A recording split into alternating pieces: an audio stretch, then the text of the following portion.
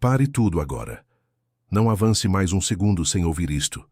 Na noite de Ano Novo, quando o mundo inteiro acende luzes, estoura fogos e faz promessas, existe uma batalha silenciosa acontecendo sobre a sua casa. Poucos sabem, mas o que você deixa sobre a sua mesa naquela noite pode se tornar um convite ou um bloqueio para a presença de Deus. Isso não é coincidência. Se você encontrou esta mensagem justamente hoje, é porque o céu quer te acordar antes que você repita um gesto que parece inofensivo, mas que no invisível pesa como uma porta aberta. Arcanjo Miguel revelou que há objetos que carregam uma linguagem espiritual. Eles gritam sem som aquilo que o seu coração escolheu colocar no centro. E o inimigo, que não dorme, entende essa linguagem melhor do que muita gente. Eu sei que isso soa forte, mas guarde isto. Há pessoas que entram no novo ano com a casa arrumada e o coração em ruínas. Elas sentem uma inquietação estranha depois da meia-noite, como se a alegria tivesse um buraco. O sorriso aparece nas fotos, mas a paz não vem, e ninguém sabe explicar por quê. Só que Miguel sabe, porque Miguel é sentinela. Ele vê a raiz escondida. Pequenos atos, pequenos símbolos, pequenas permissões que formam um altar disfarçado. A mesa, meu irmão, minha irmã, não é apenas um móvel. É o lugar onde você decide, organiza, escreve, assina, calcula, conversa. É onde sua mente trabalha e onde suas escolhas ganham forma. Na noite em que um ciclo termina e outro começa, essa mesa se torna ainda mais sensível. É como se o que está sobre ela declarasse: "Este será o meu Senhor." E eu preciso te dizer com toda a gravidade, existem dois objetos que, se permanecerem ali naquela noite, afastam Deus, esfriam a graça e atraem uma sombra que você só percebe quando já está cansado demais para lutar. Não estou falando de superstição barata. Miguel não é folclore, nem enfeite de fé. Ele é combate. Ele é proteção. Ele é espada. Ele é limite. E por isso ele alerta. O mal não entra sempre pela porta principal, ele entra pelo descuido, pelo hábito, pelo não tem problema. E na passagem de ano, quando a alma fica distraída, ele trabalha com mais facilidade. Houve uma noite em que alguém começou o ano com barulho por fora e vazio por dentro. Nada grave aconteceu. Nenhum escândalo. Nenhuma queda visível. Mas, depois da meia-noite, a oração desapareceu como fumaça. E no fundo a pessoa sabia. Algo tinha sido colocado no lugar errado. Miguel ensina uma lei simples. Na passagem do ano, o céu observa onde repousa o teu olhar, porque o teu olhar revela onde repousa a tua esperança. E a esperança errada sempre cobra um preço. Se você sente que este aviso está te atravessando, é sinal de que Deus ainda está batendo na sua porta. Ele bate antes da meia-noite para que você escolha com quem começa o ano. Talvez você esteja pensando: mas eu só coloco coisas comuns na mesa. É justamente aí que mora o perigo. O inimigo ama o comum. Ele transforma o comum em armadilha. Ele pega aquilo que todo mundo faz e usa como corrente. E depois você passa janeiro inteiro tentando rezar, tentando recomeçar, tentando ter disciplina, e sente que algo trava. Hoje eu vou te revelar quais são esses dois objetos, porque eles têm esse peso espiritual e o que colocar no lugar para selar a sua casa, com a bênção de Deus quando o relógio marcar meia-noite. Mas eu te peço uma coisa antes. Não trate isso como entretenimento. Receba como aviso.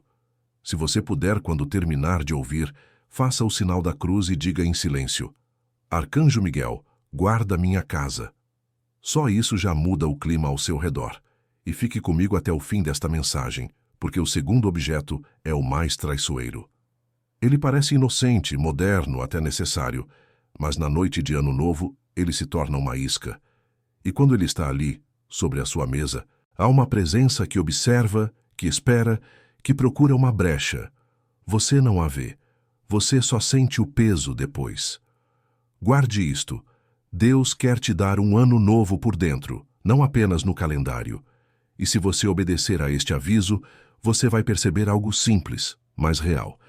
Em até 7 dias, a paz começa a voltar, a oração volta a pesar, a clareza volta, e aquilo que estava apagado dentro de você começa a acender de novo. Você pode duvidar de mim. Pode até achar que é exagero. Mas não se pode chamar de exagero aquilo que é ensinado pela guerra espiritual. Arcanjo Miguel não fala como quem comenta. Ele age como quem guarda. Ele é príncipe das milícias celestes. Ele é o que se levanta quando o mal tenta atravessar. E onde Miguel está, a fronteira, a ordem, a corte, a proteção. Muitos acham que a fé é só uma ideia dentro da cabeça. Miguel sabe que a fé é um território, e território tem fronteiras. O inimigo busca brechas, e quando encontra, ele se alimenta da distração. É por isso que eu estou falando da sua mesa. Porque você pode sorrir e dizer que é apenas uma superfície de madeira, mas no invisível ela se comporta como um lugar de decisão. Certos objetos funcionam como ímãs de intenção. Eles atraem aquilo que combinam com o que representam. E aquilo que você coloca diante de si, na noite em que o ano muda, não fica neutro. A noite de Ano Novo é cheia de promessas, de desejos, de medo do futuro, de sede de controle. O inimigo se aproveita desse tremor interior. E Deus, que é Pai, quer arrancar de você essa ânsia que sufoca e substituir por confiança. Só que confiança não cresce onde o altar está tomado por coisas que gritam autossuficiência, vaidade, apego, ansiedade. Se você entende isso, então está pronto. Porque a primeira coisa que precisa sair da sua mesa antes da meia-noite começa exatamente onde quase ninguém suspeita. Então agora chega o momento em que muita gente tenta fugir. Porque uma coisa é falar de oração, outra é tocar no altar escondido da sua casa. Miguel ensina que o inimigo usa o que é comum para destruir o que é sagrado, entrando pelas frestas da distração. O primeiro objeto que não pode ficar na sua mesa na noite de Ano Novo é o dinheiro exposto. Notas soltas, moedas, carteira aberta, maços guardados só por segurança, envelopes de valores, até aquele amontoado de boletos e extratos que você deixa ali como se fosse um lembrete de guerra. Parece inofensivo, parece prático, parece apenas organização. Mas naquela noite, isso vira um idioma espiritual. Você não está apenas guardando papel, você está dizendo sem perceber: minha segurança começa aqui. Miguel não condena o trabalho, nem o sustento, nem o esforço honesto. O problema não é possuir dinheiro. O problema é quando o dinheiro vira presença central, quando ele ocupa o lugar de honra, quando ele fica, como um pequeno rei, no ponto mais visível da casa, justamente na noite em que o coração humano fica mais vulnerável à ansiedade do futuro. A passagem do ano desperta um medo silencioso, e o medo procura um ídolo para segurar. Se o primeiro rosto que você vê antes da meia-noite é a cifra, a nota, o extrato, a conta, então a sua alma começa o ano ajoelhada diante do controle. No invisível, isso pesa, não como superstição barata, mas como escolha do coração. Existem coisas pequenas que pesam na balança do céu, e essa é uma das mais traiçoeiras, porque ninguém confessa "eu confiei no dinheiro" com a mesma facilidade que confessa outros pecados. Mas a confiança errada se denuncia sozinha. Ela aparece em cima da mesa. A gente que, na virada, coloca o dinheiro ali como quem coloca um amuleto. Não chama de amuleto, claro. Diz que é para não faltar, para atrair prosperidade, para garantir um ano farto. Só que isso é paganismo disfarçado de costume social. E Miguel não protege um altar dividido. Ele corta o que é falso para que o verdadeiro permaneça. Porque a pessoa até ganha mais às vezes, mas perde a paz. Começa o ano com o bolso mais cheio e o peito mais vazio. E quando o peito está vazio, tudo o que entra no bolso nunca basta. O inimigo ama essa troca. Ele sussurra: Deus é bom, mas o dinheiro é certo. E quando você começa a acreditar nisso, você entra num ciclo de escravidão, porque passa a medir o valor do ano por números e não por graça. A mesa vira tribunal. Cada gasto vira culpa. Cada imprevisto vira desespero. E a oração, que deveria ser refúgio, vira formalidade cansada. Por isso, o primeiro passo é simples, mas exige humildade. Na noite de Ano Novo, o dinheiro não fica em cima da mesa, não fica à vista, não fica como talismã. Ele volta ao lugar dele, guardado, silencioso, sem trono. E no lugar do trono entra um sinal de que o seu governo é outro. Um crucifixo, uma Bíblia aberta, um rosário que não seja enfeite, mas arma de oração. Sacramental não é amuleto. Ele só serve quando leva você à oração verdadeira. O que acontece quando você faz isso é mais profundo do que parece. Você está dizendo ao céu: o meu ano começa sob a cruz, não sob a cifra. Você está cortando um pacto silencioso com a ansiedade. Você está fechando uma porta que muitos deixam aberta sem perceber. E quando a porta fecha, a atmosfera muda. A casa respira. A mente desacelera. A alma volta a lembrar quem é o Pai. Mas agora vem a parte que pouca gente suporta.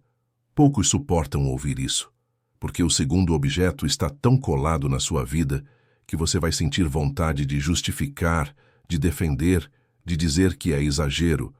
Só que Miguel não negocia quando a alma está em risco.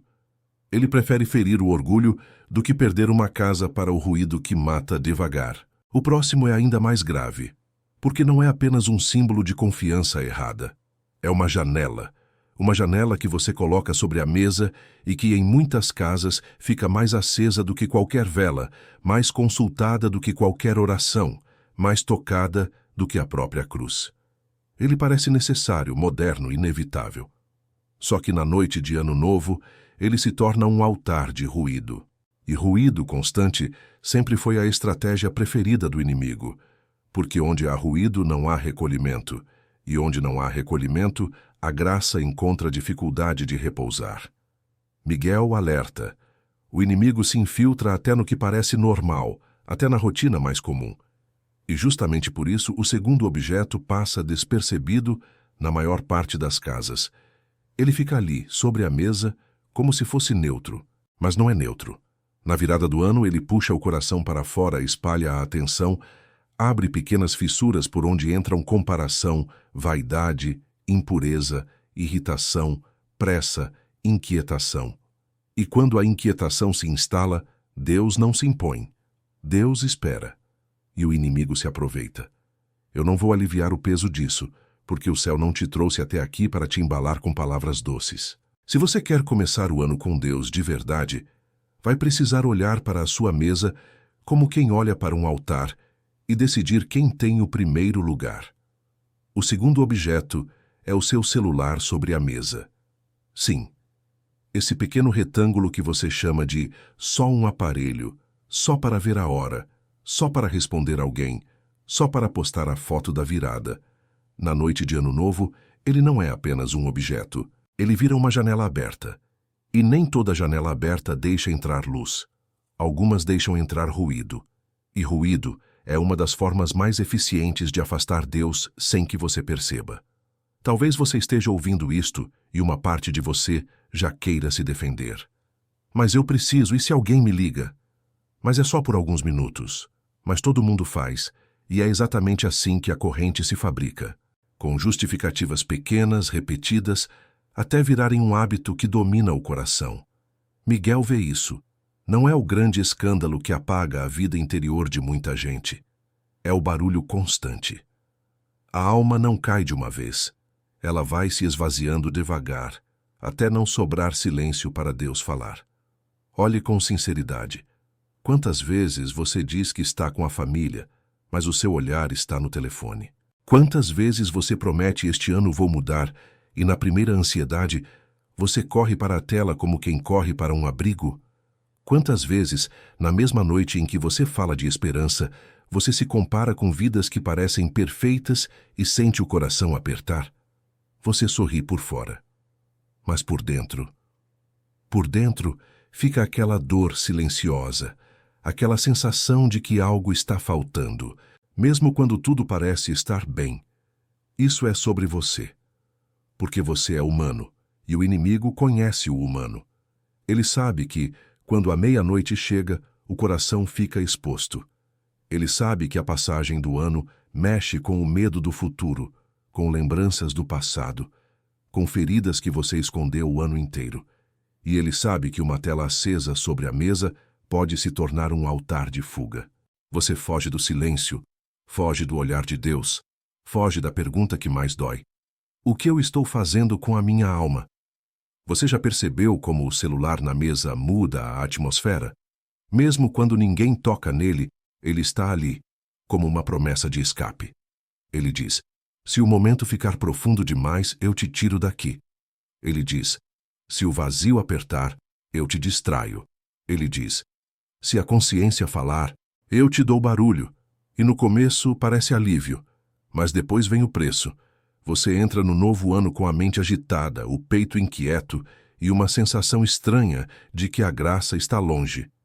Não é que Deus não queira ficar, é que você não deixou espaço para ele pousar. E tem outra coisa. Na noite de Ano Novo, o celular quase nunca fica neutro. Ele puxa você para imagens, mensagens, comentários, comparações, piadas sujas, irritações, discussões, vaidade. Às vezes você nem procura nada errado, e mesmo assim o errado te encontra. Um vídeo aparece, uma foto aparece, uma conversa te provoca, um convite te arrasta, e quando você percebe, a meia-noite passou. E você começou o ano com o coração sujo, pesado, disperso. Você acha que isso é pequeno? Então responda para si mesmo, com honestidade. Quantas vezes você tentou rezar e não conseguiu, porque a mente estava cheia de imagens e notícias e conversas? Quantas vezes você tentou ficar em silêncio e sentiu quase pânico, como se o silêncio fosse perigoso? Quantas vezes você terminou uma noite rolando a tela e quando apagou a luz veio aquela tristeza sem nome? Você pensa, é cansaço. Mas no fundo, você sabe que é algo mais. É a alma pedindo recolhimento e recebendo ruído. Naquela noite, a mesa deveria ser o lugar do começo, o lugar do Senhor guia a minha casa, o lugar do eu não sei o que vem, mas eu confio. Só que o celular sobre a mesa faz o contrário. Ele te empurra para o controle, para a opinião alheia, para a necessidade de mostrar, para o medo de ficar de fora. Você já reparou como muita gente atravessa a virada mais preocupada em registrar do que em viver? Mais preocupada em postar do que em agradecer? E quando a gratidão some, a presença de Deus se torna distante. Talvez você esteja se vendo agora e sinta culpa. Não se esconda atrás dela. Culpa sem conversão vira veneno, mas culpa com humildade vira portal. Você não precisa começar o ano perfeito. Você precisa começar o ano desperto. E despertar às vezes é só isso. Tirar a janela errada de cima da mesa e devolver ao coração um pouco de silêncio. Faça um teste simples naquela noite. Antes da meia-noite, coloque o celular longe, não virado para baixo na mesa. Longe. Fora do alcance fácil. Desligue as notificações. Não por moda, não por desafio, não por produtividade, mas por reverência. Diga com o corpo aquilo que a boca quase nunca diz com firmeza. Deus é primeiro. E então, no lugar, coloque um sinal que te lembre o alto. Uma cruz, uma Bíblia, um papel com o nome das pessoas por quem você vai rezar no ano que começa. E pare por 1 minuto. 1 minuto de silêncio verdadeiro. 1 minuto sem performar, sem provar nada a ninguém. Só você e Deus.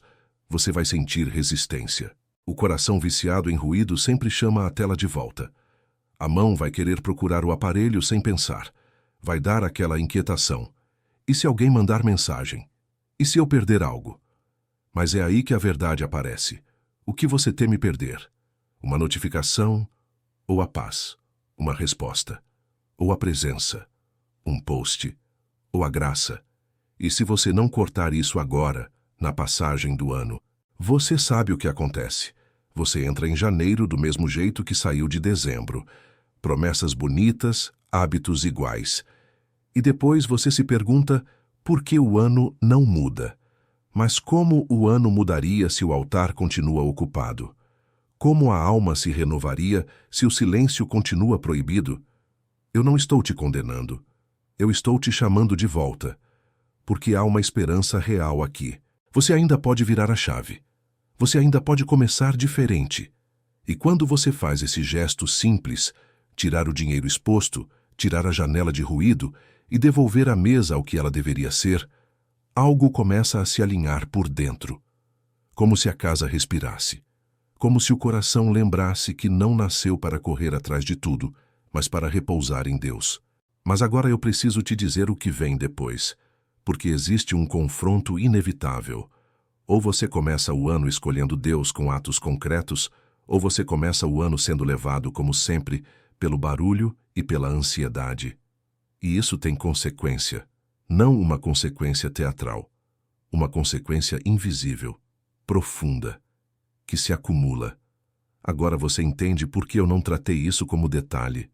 Porque, na noite de Ano Novo, não é só o calendário que vira, é o seu altar. E eu digo altar com consciência.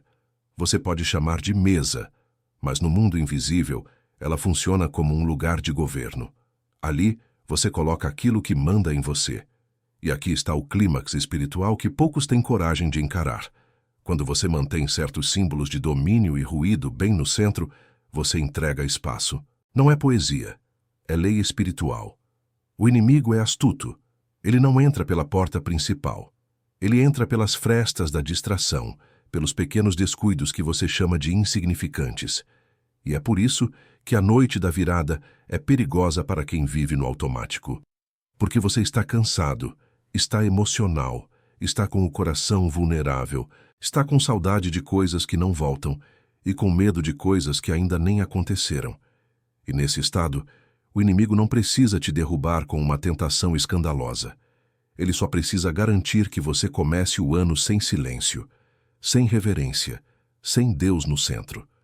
Miguel ensina: quando a paz interior desaparece, algo ou alguém está tomando o lugar que pertence a Deus. E a maioria não percebe que, muitas vezes, esse algo não é uma pessoa. É um apego, é um símbolo, é uma mesa ocupada pelo que promete controle. O dinheiro exposto, naquela noite, não é organização, é declaração, é dizer ao céu: eu começo o ano confiando no que eu posso contar. E quando você faz isso, seu coração fica imediatamente mais duro, mais desconfiado, mais ansioso. Você entra em janeiro com a alma já armada, como se tudo dependesse de você. E o que acontece com quem tenta carregar o mundo sozinho? Desaba. O celular sobre a mesa naquela noite não é necessidade, é dispersão, é um altar de ruído, é uma janela que você mesmo deixa aberta, e por ela entram comparação, impureza, irritação, fofoca, vaidade, medo, pressa, e principalmente entra uma coisa que mata devagar: a incapacidade de permanecer com Deus em silêncio. Eu preciso te falar com a gravidade de quem quer te poupar de um sofrimento desnecessário. Há casas que começam o ano com o som dos fogos, mas por dentro começam com um silêncio de Deus. Não porque Deus se recuse a entrar, mas porque não há espaço. A mesa está ocupada, a mente está ocupada, o coração está ocupado. E quando Deus não é o primeiro, outra coisa assume o trono, mesmo que você não chame de trono. E aqui vem a consequência invisível que ninguém vê na primeira semana de janeiro, mas que aparece depois. Você começa a sentir a oração pesada. Você tenta rezar e a mente corre. Você tenta dormir e a inquietação morde. Você tenta ter paciência e explode por pouco. Você tenta recomeçar, mas parece que algo te puxa para o mesmo ciclo. E então você diz: é só estresse. Só que por trás do estresse existe uma porta que foi deixada aberta. Miguel alerta: o inimigo usa o que é comum para destruir o que é sagrado. Ele não precisa de ritual. Ele precisa de hábito. Ele precisa de distração. Ele precisa que você trate o sagrado como mais um item e trate a tela e a cifra como prioridade. E meu irmão, minha irmã, essa é a hora da decisão. Não amanhã, não quando der. É antes da meia-noite. Porque existe uma diferença entre começar o ano pedindo bênção e começar o ano oferecendo o coração para a ansiedade. Existe uma diferença entre um ano novo com Deus e um ano novo sem Deus, mesmo que a festa seja a mesma e as pessoas sejam as mesmas. Eu não estou dizendo para você ter medo de tudo. Miguel não ensina paranoia. Ele ensina vigilância. Ele ensina reverência. Ele ensina que as coisas pequenas pesam e que quem aprende a guardar o pequeno se torna forte por dentro. porque o inimigo não teme quem sabe muito. Ele teme quem vive com pureza. Então eu vou te colocar diante de duas portas, e você escolhe qual atravessa. A primeira porta é a do orgulho disfarçado. Não tem nada a ver, é só um objeto. Todo mundo faz.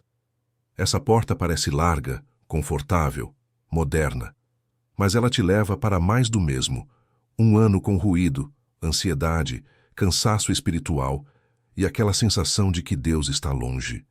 A segunda porta é a da humildade concreta.